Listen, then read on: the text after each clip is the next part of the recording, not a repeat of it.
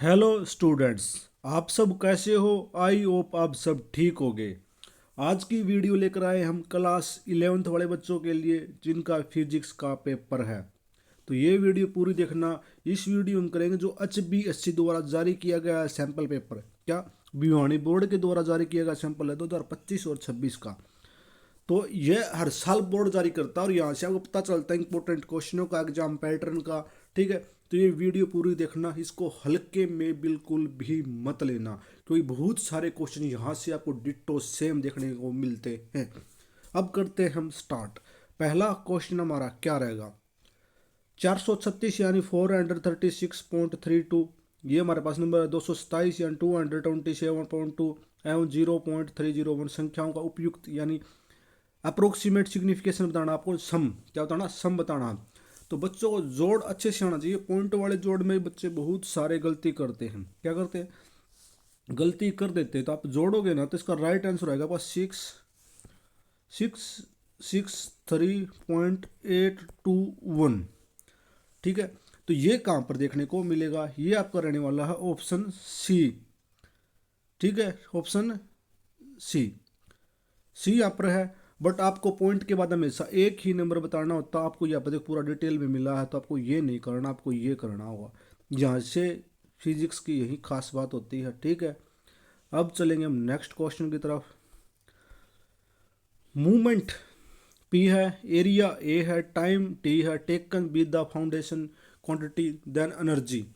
Dimension formula में बताना है, तो हमें पहले पता होना चाहिए क्या होता है। यानी हमें formula, dimension of formula energy होता है ना। एनर्जी किसकी इक्वलिटी होती है, एनर्जी होती है हमारी वर्क। एनर्जी को हम क्या बोलेंगे, पूरा वर्क भी बोल सकते हैं। वर्क होता है फोर्स इनटू क्या होता है, डिस्टेंस। यानी एनर्जी, एनर्जी क्या होती है, वर्क भी बोल सकते हैं जितना हमने काम किया है। तो एनर्जी इज इक्वल टू हमारा क्या होगा, फोर्स इनटू डिस्टेंस। और फोर्स का हमारे पास क्या होगा, एम ए। तो जब इस और गुणा में हम डी, जब यहाँ पर आपको सभी की वैल्यू रखोगे तो हमारे पास जो ऑप्शन क्या होगा, सी नहीं डी। क्या होगा, जो आपका डी होगा ना वही आपका क्या होगा, आंसर होगा। जो आपको दिख रहा होगा, पी की पावर 1 रहने वाली है, की पावर 1/2 रहने वाली है, और टी की पावर -1। तो अच्छे से आपको ये आने चाहिए। समझा रहे हैं हम आपको, साथ साथ डाउट आपके सारे क्लियर होंगे। यहाँ पर अब किया गया क्वेश्चन नंबर 3 की conservation of movement collision between the particle can be understood form. तो इसके बारे में आपको बताना होगा। तो ये कौन सा है, ये रहने वाला भाई न्यूटन का second law and third law. क्या रहने वाला, न्यूटन का सेकंड लॉ और थर्ड लॉ। जो ऑप्शन क्या है, डी में है। और यहाँ से आपको न्यूटन का कूलिंग लॉ आएगा 5 नंबर में। इंपॉर्टेंट क्वेश्चन है भाई, याद कर लेना। एक बर्नौली थ्योरम याद कर लेना। हम बताएंगे और क्वेश्चन कौन से रहने वाले हैं। तो अब ये क्वेश्चन नंबर 4 का, a man squaring skating of the ground stretching upon the land force attraction ground man during the process. तो इसके लिए क्या रहने वाला है, सीधे डायरेक्ट याद करना, आपको बताना। और डायरेक्शन डायरेक्शन का जिक्र किया गया। तो at the first greater than the M G latest move of the आपका डी आपका राइट आंसर है। ठीक है, क्या रहने वाला आपका डी राइट आंसर। डायग्राम को देखते हुए आपको यह क्वेश्चन सोल्व करना है। Which of the flowing point likely position centre of the mass system slow figure. तो इस फिगर में आपको सेंटर ऑफ मास बताना है इन स्लो फिगर में। तो यहाँ पर आपको क्या मिलेगा, तो सी, सी कहाँ पर हमारा, ये सी बिंदु देखो। यहाँ पर सेंटर ऑफ मास की बात करो, यहाँ पर सैंड हो गया, यहाँ पर एयर हो गई है। तो थोड़ा नीचे जाना ही पड़ेगा, क्यों, क्योंकि एयर का वॉल्यूम में हम रेत को इंक्लूड करेंगे, जो भी यहाँ पर इंक्लूड करा। तो इस प्रकार ये रहेगा हमारा, देखो ए बी सी और डी। तो ये रहने वाला है। फार्मूला हिसाब से करोगे तो आप बहुत लॉन्ग बनने वाला। एक डायग्राम के हिसाब से बेसिक थ्योरम के माइंड से सोच सकते हो। ठीक है, तो क्या होगा आपका सी राइट आंसर होगा।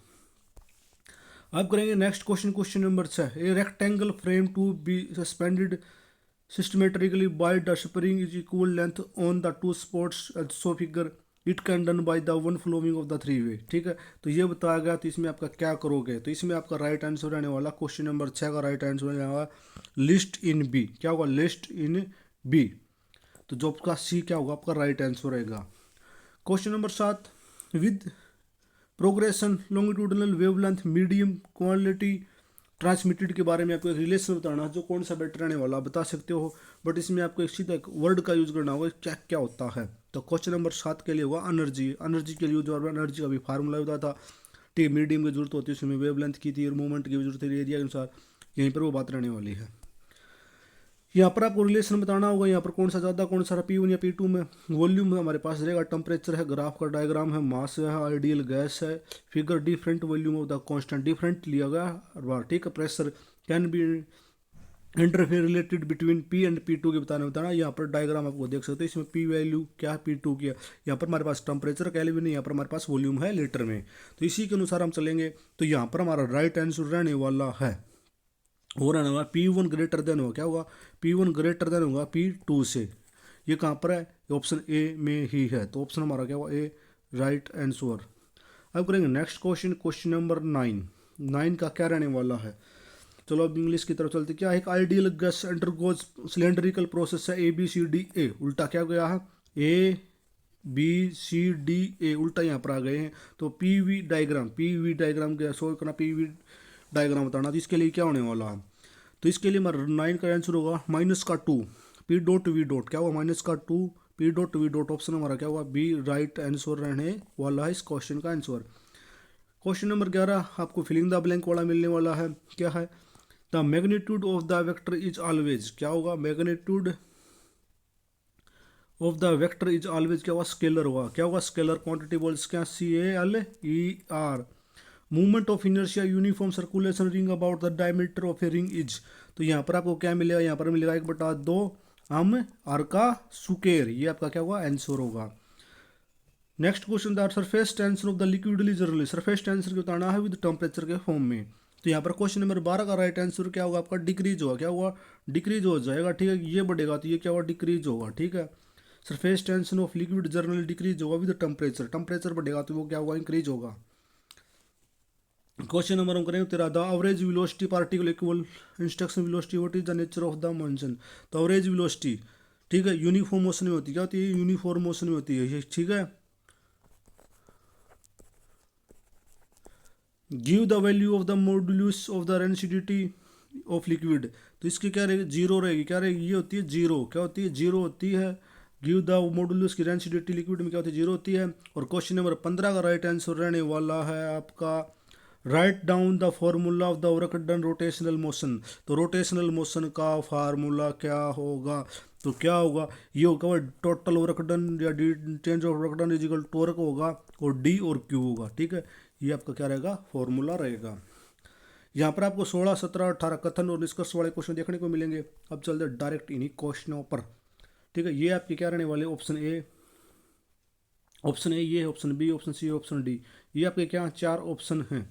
और ये नीचे आपका क्वेश्चन नंबर 16 का पहला क्वेश्चन नंबर 16 यहाँ पर देखने को मिलेगा, फिर 17 यहाँ और 18 नीचे। तो ऑप्शन एक बार है, क्वेश्चन अलग अलग। तो यहाँ पर पहले क्वेश्चन नंबर 16 का सोल्व करते हुए, when a body is subjected uniform acceleration is always move in strength line, तो यहाँ पर आपको क्या बात की, ये बात सही है या गलत, नहीं, ये बात क्या रहने वाली है, गलत रहने वाली है, क्या रहने वाली है, ये बात गलत है भाई। स्ट्रेट लाइन मोशन जो नेचुरली टेंडेंसी, नेचुरली तो होता ही नहीं है, ठीक है, नेचुरली कोई चीज़ होती ही नहीं यहाँ पर। तो ये दोनों क्या गलत है, जो ऑप्शन हमारा क्या हुआ, ये होगा, ये होगा 19, ये रहेगा 16 का, किसका रहेगा, 16 का। अब बात करते हैं हम क्वेश्चन नंबर 17 की। 17 में हमारा क्या रहने वाला है, ये रहने वाला है भाई, the speed of a wheel wing on the टॉर्नेंस अल्मेरिंग्स हाइट, यहाँ ये बात सही हो सकती है भाई, क्या सही हो सकती है, थोड़ा हमने पढ़ा हुआ इस बारे में। यहाँ पर no external torque act on the body, angular velocity ring constant, constant नहीं होती, ये बात गलत है, क्या ये बात गलत है। इसके लिए 19, ये रहेगा 17 का भाई राइट आंसर, क्या रहेगा, 17 का राइट आंसर रहेगा। और 18 का फिर रहने वाला हमारे पास डी, ठीक है। तो 18 का भी हमारे पास क्या हुआ, डी, इसको आप खुद सोल्व करना, आंसर मैंने बता दिया क्वेश्चन नंबर 18 का। अब यहाँ से आपके स्टार्ट होते हैं 2-2 नंबर के क्वेश्चन, सभी क्वेश्चन क्या हैं, इंपॉर्टेंट हैं, पूरा इनको अच्छे से एक बार कर लेना। क्या कन्वर्ट करना 10 जूल इंटू अर्ग using the dimension method, convert करना आपको, कन्वर्ट आपको कर सकते हो, कन्वर्ट करना आपको, ठीक है। हम इसको समझाएं तो आपको समझा नहीं सकते, हमारे पास डिस्प्ले स्क्रीन है, लिखने के लिए बहुत कम जगह है, जगह भी कम है, लिख भी नहीं सकते क्योंकि पेन जो अच्छे से वर्क नहीं करता इस पर, बस स्लो लाइन में चल सकता है, आंसर को टिक कर सकते हैं।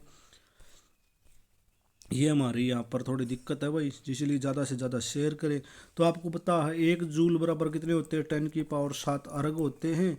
और 10 जूल की बराबर करोगे तो 10⁸8 अर्ग आपके कन्वर्ट में कर सकते हो।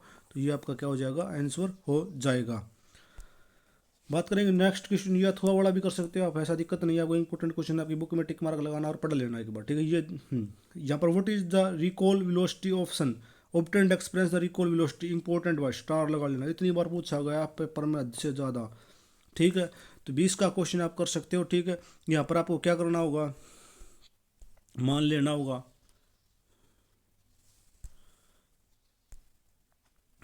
ठीक है।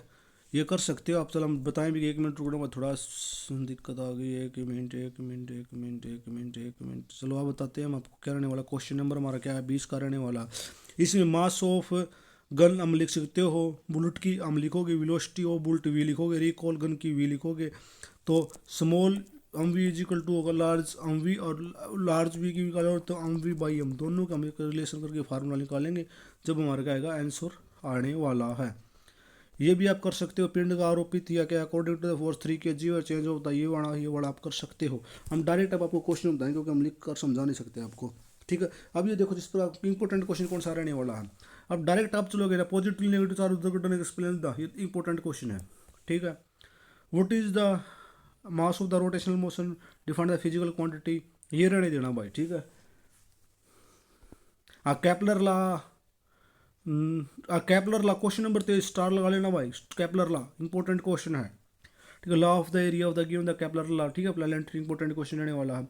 Give the two difference between the isothermal process on adiabatic process, हाँ ये भी इंपॉर्टेंट क्वेश्चन है, स्टार लगा लेना, ठीक है। तो ये वाला क्वेश्चन छोड़ देना, क्वेश्चन 25 ये इंपॉर्टेंट नहीं है, पेपर के लिए पहले आता था ये क्वेश्चन, अब पेपर में नहीं आता। हाँ ये क्वेश्चन सभी इंपॉर्टेंट भाई आगे वाले, ठीक है। क्वेश्चन नंबर 26 27 आपको बताना, अथवा वाला भी इंपॉर्टेंट है, ठीक है। 3 3 नंबर के क्वेश्चन है, ये सभी इंपॉर्टेंट, क्योंकि बार बार रिपीट होते रहते हैं ये। Calculate the specific heat of the capillary of the monatomic gas बताना था।